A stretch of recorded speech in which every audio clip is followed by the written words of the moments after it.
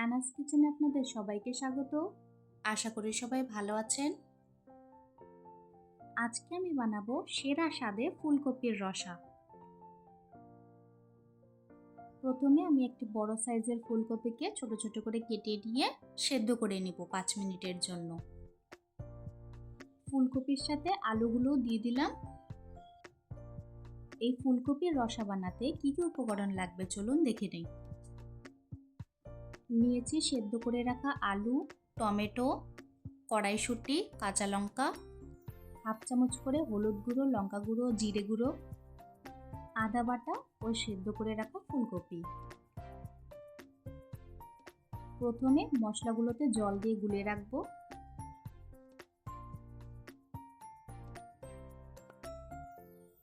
কড়াইতে পরিমাণ মতো তেল দিয়ে দিব ফুলকপিগুলো ভাজার জন্য।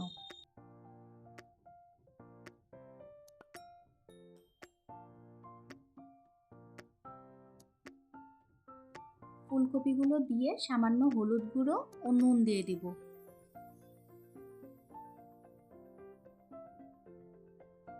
হালকা রং আসা অবধি ভাজতে থাকবো।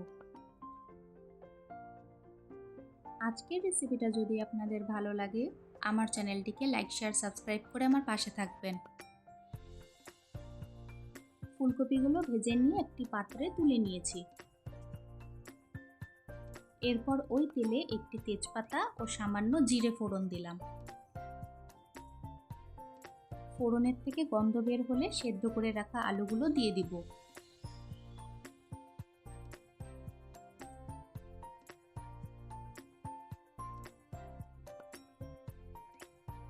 আলুগুলো হালকা লাল করে ভেজে নিয়েছি। এরপর গুলে রাখা মশলাটা দিয়ে দিব।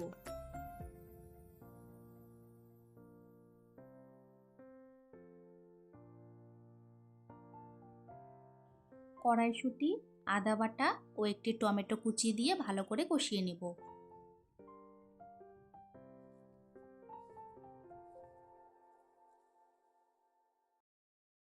তেল ছাড়া অবধি কষাতে থাকবো। আমার রেসিপিটা ফলো করে এইভাবে একবার আলু ফুলকপির রসা বানিয়ে খাবেন, আশা করি ভালো লাগবে।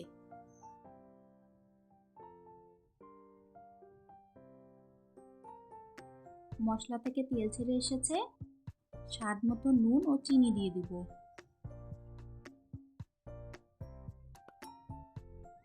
নুন ও চিনি দিয়ে আবারও ভালো করে কষিয়ে নেব।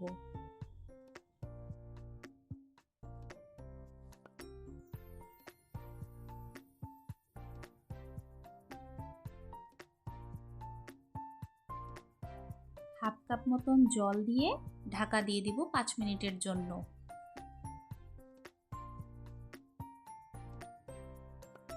এই নিরামিষ ফুলকপির রসা খেতে কিন্তু দুর্দান্ত হয়, তাই দেরি না করে ঝটপট বানিয়ে ফেলুন।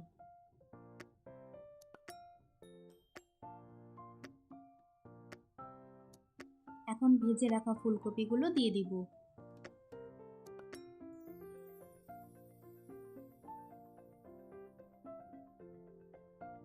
ফুলকপিগুলো দিয়ে ভালো করে নাড়াচাড়া করে নেব।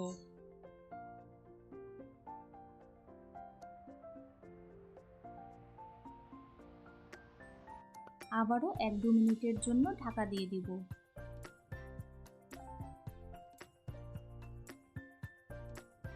এক কাপ জল দিয়ে দিব।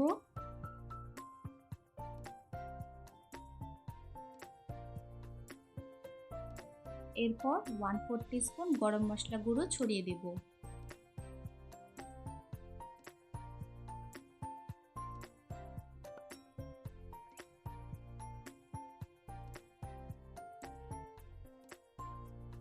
ঝোল ফুটে এলে 1 চামচ ঘি ও 2-3টে কাঁচা লঙ্কা দিয়ে দিব।